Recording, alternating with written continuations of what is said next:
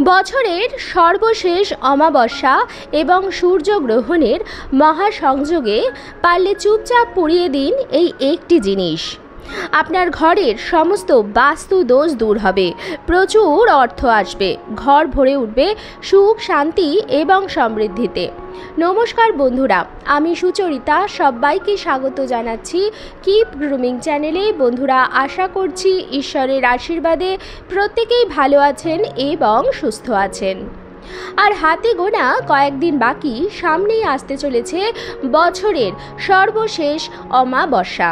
চলছে বাংলা বর্ষ পঞ্জিকার অন্তিম মাস চৈত্র মাস, আর এই চৈত্র অমাবস্যাটি হচ্ছে বছরের সর্বশেষ অমাবস্যা। যে কোনো উপায় বা প্রতিকার করবার জন্য এই দিনটি হচ্ছে সর্বশ্রেষ্ঠ। তার ওপর আবার এই বিশেষ দিনটিতে যোগ হয়েছে সূর্যগ্রহণ।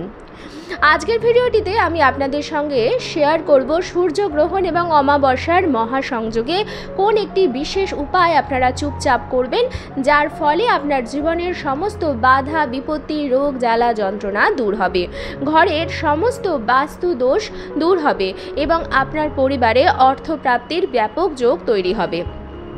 তাই আমার সকল দর্শক বন্ধুদের অনুরোধ করব যে আজকের এই ভিডিওটি একদমই স্কিপ না করে সম্পূর্ণ দেখবেন। দেখার পর যদি ভালো লাগে তাহলে অবশ্যই কিন্তু একটি লাইক করবেন, কমেন্টসে লিখবেন জয় মা কালীর জয়, এবং বন্ধুরা অবশ্যই ভিডিওটি শেয়ার করবেন আপনাদের নিকট আত্মীয় স্বজন এবং বন্ধু বান্ধবদের সাথে, যাতে সবাই এই ভিডিওটি থেকে উপকৃত হয় এবং আপনাকে ধন্যবাদ জানায়। চলুন বন্ধুরা, আসা যাক মূল পর্বে। প্রথমেই আপনাদের জানিয়ে দিই এই বছর চৈত্র অমাবস্যা কবে পড়েছে এবং কখন থেকে সূর্যগ্রহণ লাগছে। বছরের সর্বশেষ অমাবস্যা এবং সূর্যগ্রহণ পড়েছে ইংরাজির 29শে মার্চ 2025, বাংলার 15ই চৈত্র 1431 শনিবার দিন। তবে অমাবস্যা লাগছে 28শে মার্চ শুক্রবার সন্ধ্যা 7:01 থেকে, এবং অমাবস্যা তিথি থাকবে 29শে মার্চ অর্থাৎ শনিবার বিকাল 4:51 পর্যন্ত। 29শে মার্চ তারিখেই পড়ছে সূর্যগ্রহণ। এই সূর্যগ্রহণটি ভারতবর্ষে অদৃশ্য। গ্রহণ স্পর্শ হচ্ছে দুপুর 2:21, গ্রহণ সমাপ্তি হচ্ছে সন্ধ্যা 6:14। গ্রহণ স্থিতি হচ্ছে 3 ঘন্টা 53 মিনিট।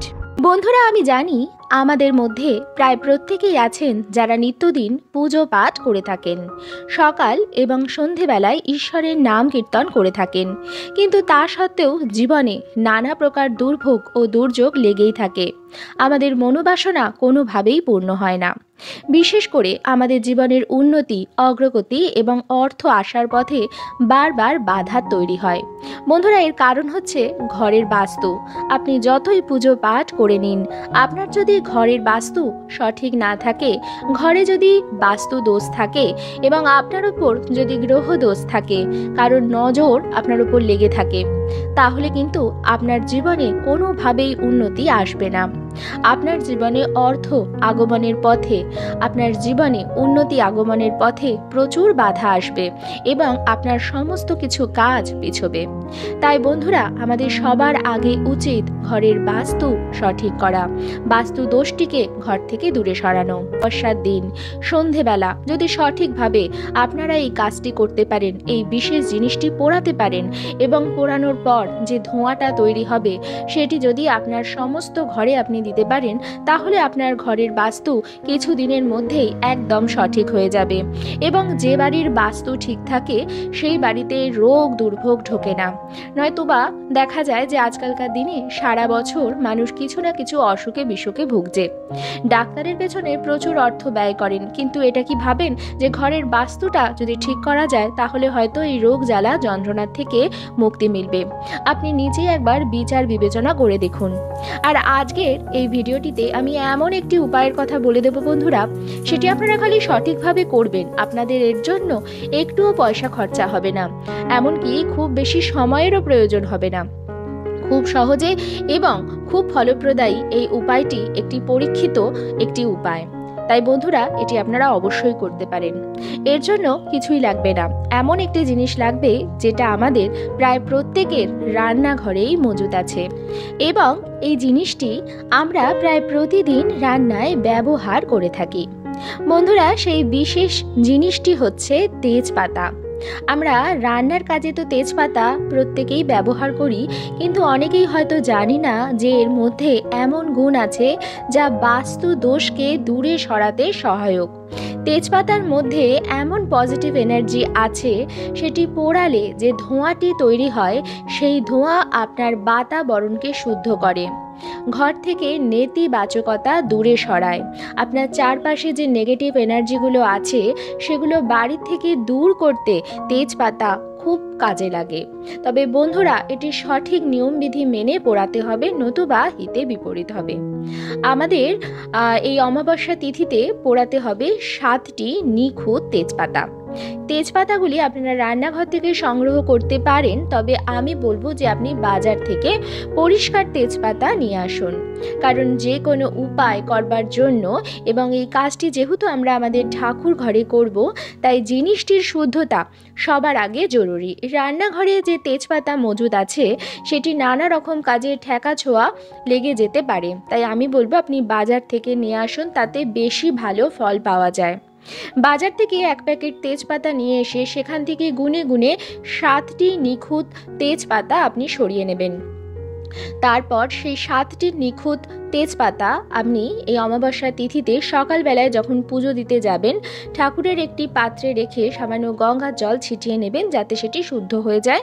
কারণ বাইরে থেকে যখন কোনো জিনিস নিয়ে আসা হয় তার মধ্যে বহু মানুষের হাত পড়ে থাকে, তাই জিনিসটি গঙ্গা জল দিয়ে সামান্য শুদ্ধ করে আপনি মা কালীর চরণের কাছে রেখে দেবেন। তাই বাড়িতে যদি আপনার ঠাকুরের সিংহাসনে মা কালীর বিগ্রহ বা আলেখ্য বা পট যাই থাকুক না কেন, অমাবস্যা তিথিতে মা কালীর পূজা করতে কিন্তু ভুলবেন না। বন্ধুরা, মায়ের জন্য সেদিন লাল জবা ফুল অবশ্যই আনবেন এবং একটি লাল জবা ফুলের মালা মাকে পরিয়ে পুজো করে নেবেন। মা কালী যদি সহায় থাকেন তাহলে আপনার জীবনের কোনো আপদ বিপদ আপনাকে স্পর্শ করতে পারবে না, আপনার জীবনের সমস্ত বাধা বিপত্তিগুলো দূর হবে। তাই অমাবস্যা তিথিতে মা কালীর পূজা অর্চনা করতে কিন্তু ভুলবেন না। যদি আপনার ঠাকুরের সিংহাসনে মা কালীর বিগ্রহ না থাকে তাহলে সেই 7টি তেজপাতা আপনার ঠাকুরের সিংহাসনে যে দেবতাকে আপনি মানেন তার চরণের কাছে রাখতে পারেন, তবে নিকটবর্তী কালী মন্দিরে গিয়ে পুজো অবশ্যই দিয়ে দেবেন। বন্ধুরা, আপনি সাধ্যমতো নৈবেদ্য সাজিয়ে দেবেন মা কালীর সামনে এবং প্রদীপ ধূপকাঠি জ্বালিয়ে নিয়ে মায়ের পুজো করে নেবেন এবং তারপর আপনি ঠাকুর ঘর পরিত্যাগ করবেন এবং মায়ের চরণের কাছে সেই 7টি নিখুঁত তেজপাতা থাকতে দেবেন। এরপর সন্ধেবেলা যখন আপনি সন্ধ্যা দিতে আবার ঠাকুর ঘরে ঢুকবেন, তখন আপনি আবার প্রদীপ ধূপকাঠি ধরিয়ে নেবেন এবং যেভাবে নিত্য সন্ধ্যা দেন ঠিক সেইভাবে সন্ধ্যা আপনি দিয়ে নেবেন।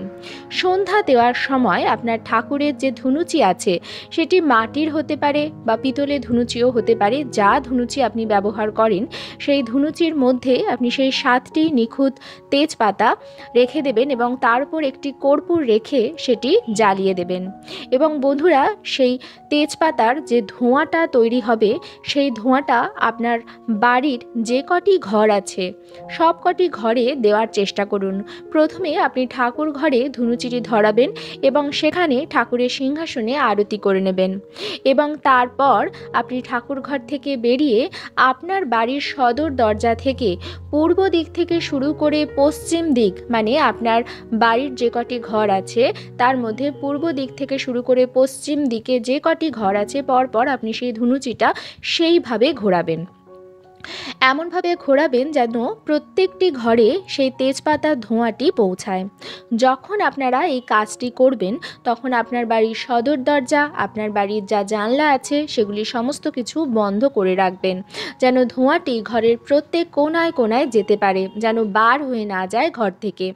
এবং 10 মিনিট পরে আপনি যখন দেখবেন তেজপাতাগুলি পুড়ে একদম ছাই হয়ে গেছে এবং কোনো কিছু আর অবশিষ্ট নেই এবং ধোঁয়া আপনি আর চোখে দেখতে পাচ্ছেন না, তখন আপনি প্রথমে বাড়ির সদর দরজা খুলে দেবেন এবং তারপর আপনার জানলাগুলিও খুলে দেবেন।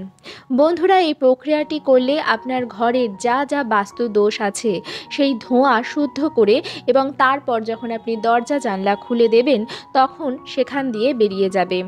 এটি আপনারা করতে পারেন এই অমাবস্যা তিথি থেকে শুরু করে প্রত্যেক শনিবার এবং মঙ্গলবার সপ্তাহে 2 দিন ধরে আপনি 1 মাস করুন, আপনি অত্যন্ত ভালো রেজাল্ট কিন্তু পাবেন। আপনি দেখবেন বাড়ির পরিবেশ অত্যন্ত ভালো হচ্ছে, পরিবেশের ঝগড়া কলহ এগুলো কমেছে এবং আপনার জীবনের উন্নতির পথে বাধা বিপত্তিগুলো কমেছে। আপনার উপর যদি কারোর নজর দোষ লেগে থাকে বন্ধুরা, তাহলে এই 7টি তেজপাতা আপনি আপনার মাথার ওপর ক্লকওয়াইজ 3 বার ঘুরিয়ে তারপর পোড়াতে পারেন। কিন্তু যদি নজর দোষ না লেগে থাকে তাহলে এই উপায়টি করার কোনো প্রয়োজন নেই। তাহলে শুধুমাত্র ঘরের বাস্তু দোষ আপনি এইভাবে দূর করতে পারেন।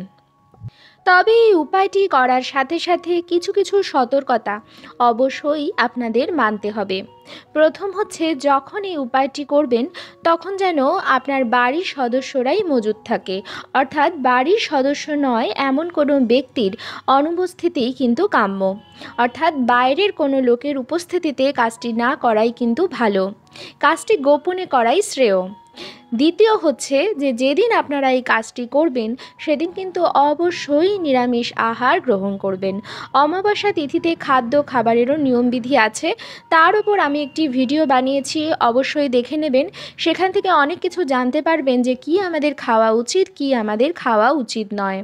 তৃতীয় হচ্ছে সতর্কতাটি, সেটি হচ্ছে তেজপাতা নিয়ে।